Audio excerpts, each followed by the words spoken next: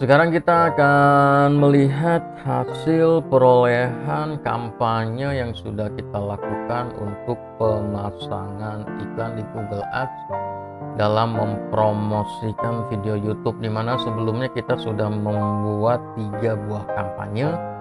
Yang kampanye 2 ini adalah jenis menargetkan channel berdasarkan audiens yang niche-nya mirip ya dengan video yang diiklankan.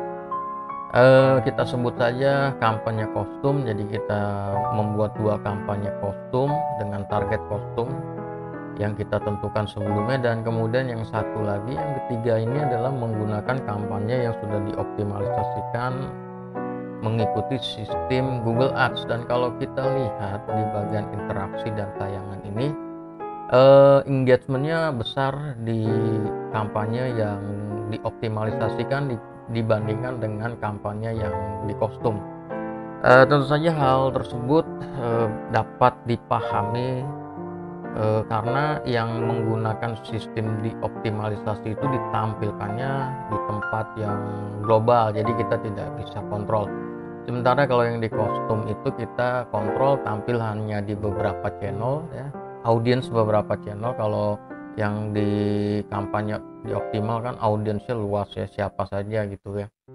Dan sementara yang kampanye kostum audiensnya hanya yang di beberapa channel yang sudah dibidik. Tentu saja audiensnya jauh lebih kecil ya.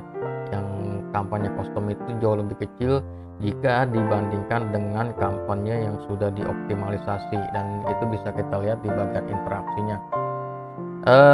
Ini adalah hasil pemasangan iklan selama 7 hari, namun kemudian iklannya sendiri baru aktif setelah hari keempat ya, hari keempat, hari kelima itu baru mulai bagus interaksi dan tayangannya. Karena memang kalau di Google Ads seperti itu, hari pertama, hari kedua, hari ketiga itu biasanya jalannya pelan gitu ya, karena sistemnya lagi mengoptimalisasi, baik Anda menggunakan sistem yang dioptimalisasi, kampanye yang dioptimalisasi, atau menggunakan kampanye yang ditarget. Jadi memang seperti itu, pergerakannya butuh waktu.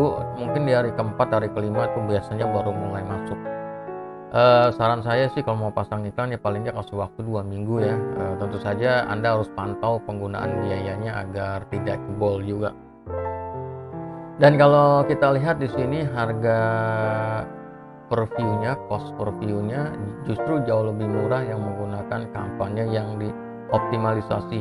Biasanya jauh lebih mahal, saya nggak tahu kenapa sekarang jauh lebih murah. Kemungkinan pemasangan iklannya lagi sedikit, atau sistemnya lagi mempromosikan ke tempat yang memang lebih luas lagi, jadi dia jauh lebih murah. Dia hanya 129 per view, sementara kalau yang target shortcut ini 122 ya.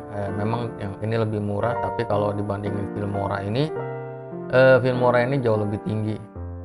Dan kemudian biaya rata-ratanya yang untuk kampanye dioptimalisasikan ini jauh lebih murah, dia cuma 65. Ini kalau maksudnya biaya rata-rata, kalau dipukul rata 305 engagement, harganya kira-kira per engagement itu 65 perak. Kalau sementara kalau ini 142 dan ini 122, kira-kira kurang lebih seperti itu.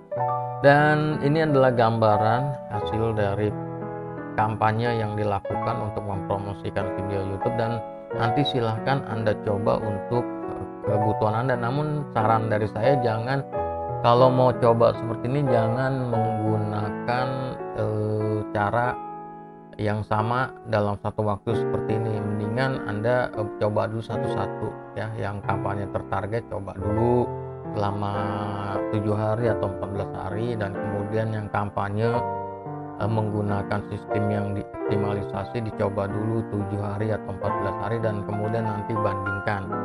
Misalkan tentu saja kalau dari sisi view sih bakalan naik, namun dari sisi subscribernya, penambahan subscribernya, nanti Anda bisa lihat kira-kira jauh lebih banyak yang kampanye dengan sistem dioptimalisasi atau kampanye yang dengan menggunakan sistem kostum, yang dengan menggunakan target. Jadi nanti silakan Anda evaluasi untuk kebutuhan Anda tersebut.